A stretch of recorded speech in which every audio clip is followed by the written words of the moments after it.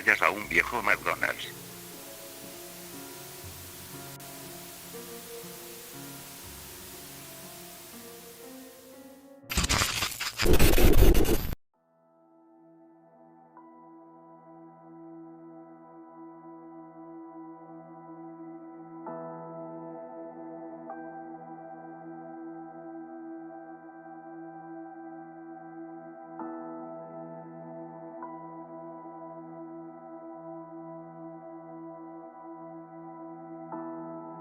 Estoy seguro de que muchos de ustedes han estado en un McDonald's recientemente remodelado, posiblemente uno con un café. Pero, ¿alguna vez has buscado por qué comenzaron a remodelar los restaurantes en primer lugar?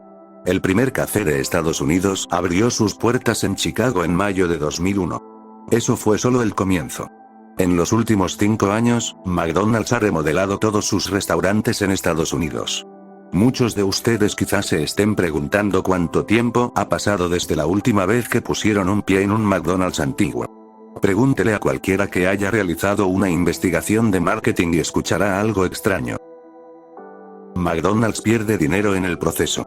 Es un hecho.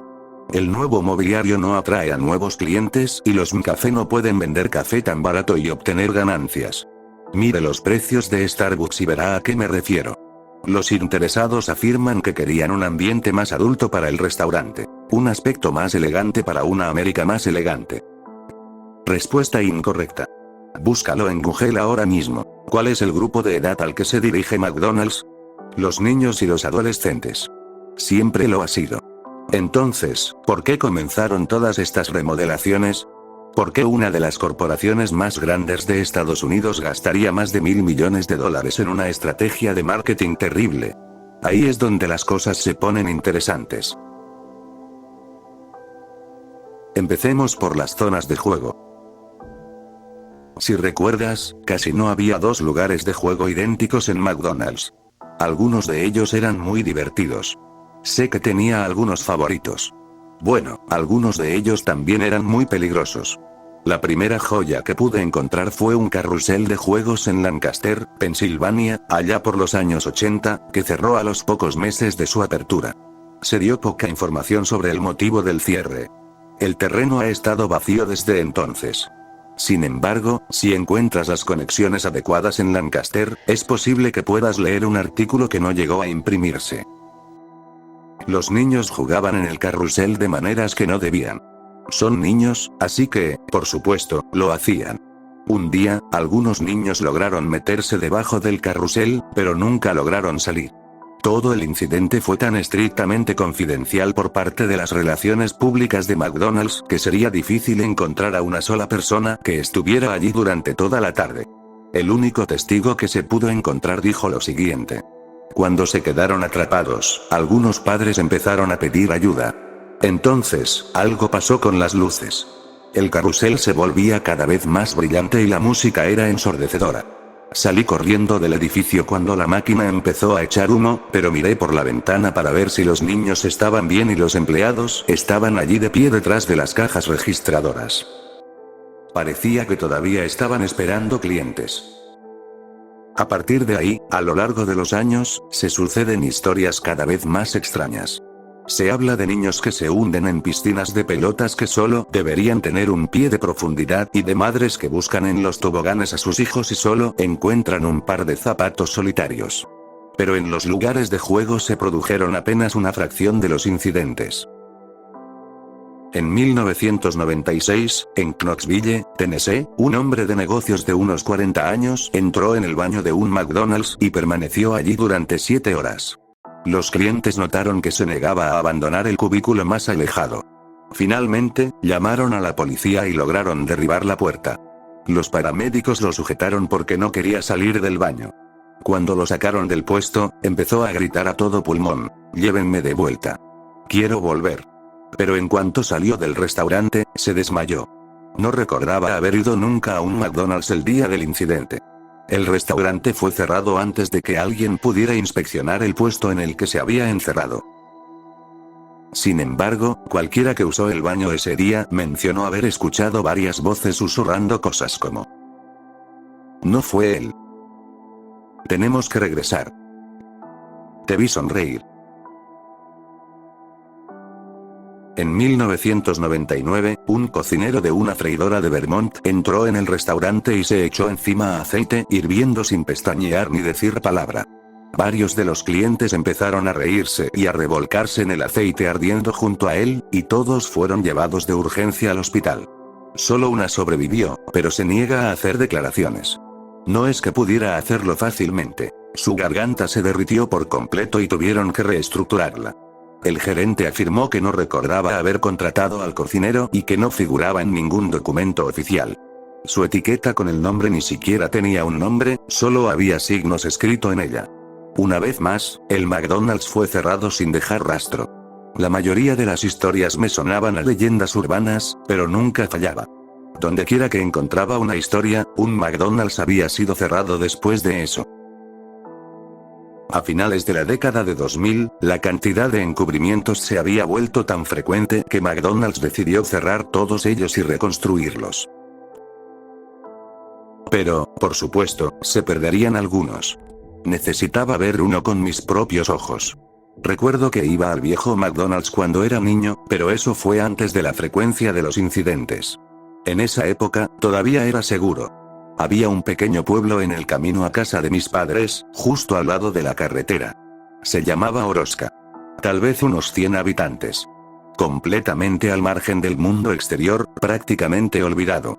No tenía sentido detenerse allí por ningún motivo normal porque no había una gasolinera ni un área de descanso. Ni siquiera un cartel que te indicara que estabas cerca. Digamos que tuve que escabullirme entre algunos permisos de construcción muy antiguos para descubrir que tenían uno de los pocos McDonald's, aparte de algunos monumentos preciados, que aún no ha sido remodelado desde los años 70. ¡Qué suerte! Me sorprendió que tuvieran un local de comida rápida, pero no había un supermercado ni una oficina de correos. Había planeado un viaje a casa de mis padres para el fin de semana, con una parada en Oroska en el camino. Ya había anochecido porque era pleno invierno y no salí del trabajo hasta las 5. Tenía frío y estaba de mal humor por conducir de noche, pero estaba decidido. No creo que hubiera encontrado el lugar antes de que existiera el GPS del teléfono. El desvío de la autopista era solo un camino de tierra, sin puntos de referencia ni nada. Cuando entré en el pueblo, ni una sola de las pocas casas dispersas tenía luces encendidas. La mayoría de las luces de la calle también estaban apagadas, como si nadie se hubiera acordado de cambiar las bombillas en años. Este lugar realmente estaba intacto. Me sorprendería que la mayoría, si no todos, de los residentes no se hubieran mudado o simplemente hubieran muerto. Definitivamente, tenía los ingredientes de un pueblo fantasma, de todos modos. Estaba a punto de perder la esperanza cuando finalmente lo vi. La luz amarilla nauseabunda de esos arcos dorados apenas iluminaba un estacionamiento vacío a lo lejos. Zumbaba y parpadeaba como un matamoscas que se queda sin baterías. El cartel debajo decía "Come huevos nuevos McMuffin. Nos gusta verte sonreír". Lo cual supuse que era solo el trabajo manual de un adolescente holgazán. Entré al estacionamiento y aparqué descuidadamente mi auto en el centro, no había nadie más allí, de todos modos. Cuando salí del coche, sentí que algo crujía bajo mi pie. Había una hamburguesa cubierta de moho de la que rezumaba un líquido rancio. El olor era absolutamente vomitivo. Salté para sacarme el contenido de la hamburguesa del zapato cuando me di cuenta de que todo el aparcamiento estaba cubierto de basura.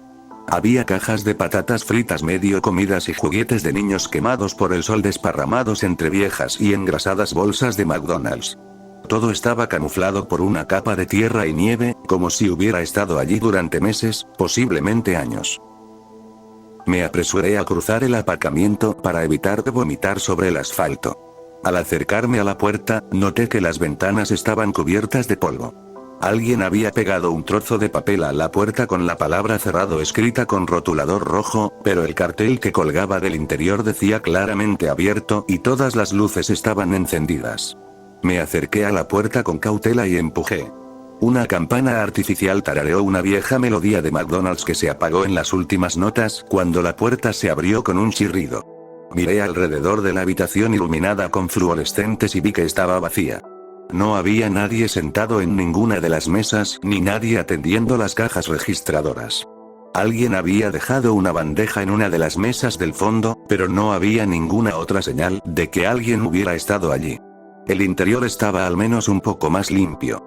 Los juguetes que se exhibían junto al mostrador eran de personajes de los que nunca había oído hablar, probablemente de antes de mi época.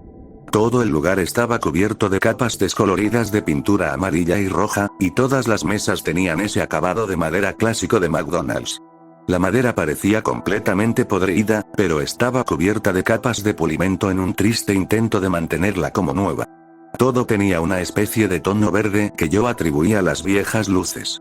El elemento más notable, sin embargo, era un terrible olor a plástico quemado que me picaba la nariz. Me acerqué a la caja registradora.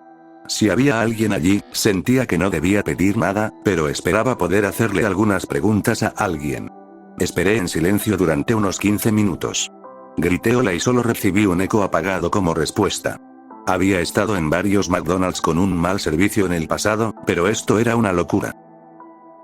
Con lo sucio que estaba todo el lugar, debería haber esperado lo mismo. Justo cuando estaba a punto de darme la vuelta y rendirme, la caja registradora se abrió de golpe. Prácticamente me estaba rogando que aceptara una propina. Además, ¿no merecía una pequeña recompensa por perder el tiempo allí? Me acerqué tranquilamente y vi al menos una docena de billetes de 20 apilados. Miré a mi alrededor para asegurarme de que nadie me estuviera viendo y me acerqué para sacar unos billetes cuando, de repente, el objeto se cerró de golpe justo sobre mis dedos. El metal se clavó profundamente en mi carne y dejó un oscuro rastro de sangre en el costado del mostrador. Grité de dolor. Detrás del mostrador, al otro extremo de la parrilla, había un botiquín de primeros auxilios colgado en la pared. Las luces de la cocina estaban apagadas, pero necesitaba un vendaje de inmediato. Salté sobre la mesa y me dirigí hacia la parte trasera. El olor a quemado se hacía más fuerte a medida que caminaba. Noté que la parrilla estaba cubierta de una gruesa capa de grasa, completamente inadecuada para cocinar. Pasé por la zona de freír y el aceite estaba lleno hasta el tope de gusanos.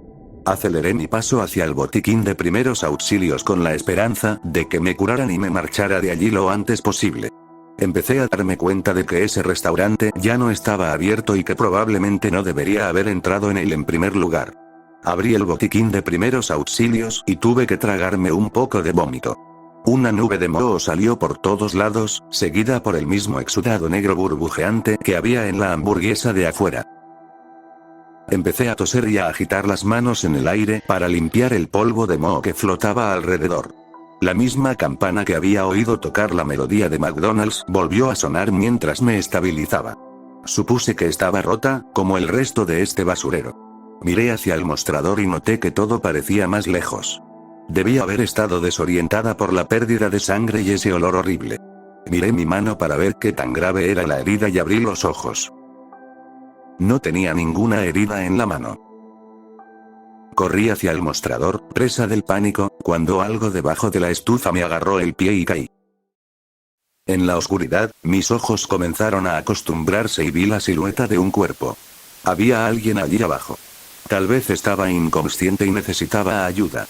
Tiré del brazo de la persona y un cuerpo medio descompuesto se deslizó por el suelo.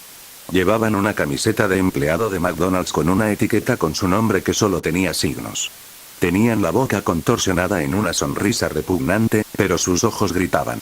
Intenté gritar, pero no salía ningún sonido, como cuando intentas despertar de una pesadilla.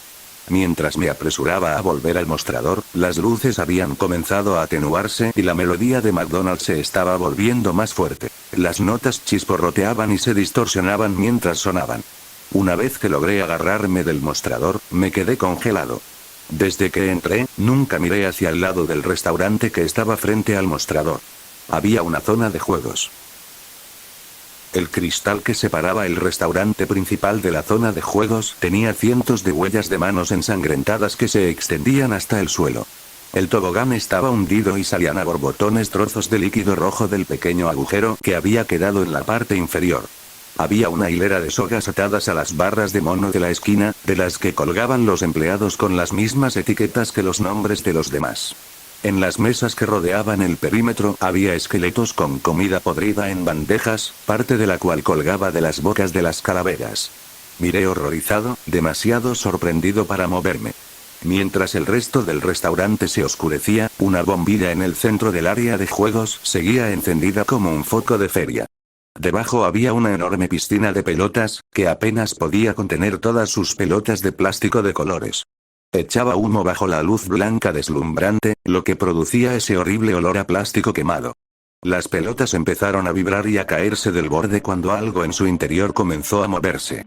Tenía muchas ganas de correr, pero mi cuerpo se negaba. De repente, la música se apagó y el movimiento se detuvo. Un guante amarillo se deslizaba lentamente hacia arriba desde el pozo de abajo, retorciendo los dedos mientras avanzaba. Una manga roja y blanca conectada venía detrás de él, alternando lentamente los colores a medida que aparecían desde abajo. El brazo continuó extendiéndose hacia el cielo, creciendo cada vez más, mientras sus articulaciones crujían y hacían ruidos como ramas que se rompen. Al final, ese brazo tenía que medir al menos 6 pies de largo. Finalmente, con sus desgarbados dedos enguantados, alcanzó la bombilla encendida del techo y empezó a girarla para soltarla. Salí corriendo, saltando el mostrador y derribando sillas a mi paso. La última luz se apagó justo cuando llegaba a la salida. Atravesé la puerta de un golpe, rompiendo el cristal en el proceso. Mientras entraba en el estacionamiento, escuché un grito distante y luego algo susurró justo al lado de mi oído en un silencio sepulcral. Tenía la misma distorsión metálica que la melodía de McDonald's. Vuelve. Quiero verte sonreír. No le he contado a nadie lo que pasó allí esa noche. Había un artículo en internet que decía que Oroska se quemó hasta los cimientos unos días después. No sé si fue un encubrimiento o algo más, pero nunca volveré para averiguarlo. No compartí esto porque quisiera que te involucraras, por cierto. Lo compartí para advertirte qué sucede cuando lo haces. Puedes ir a un nuevo McDonald's, seguir pidiendo tus Big Macs y pedir tu café. Eso está bien. Hicieron algo con las remodelaciones para que fueran seguras, al menos por ahora.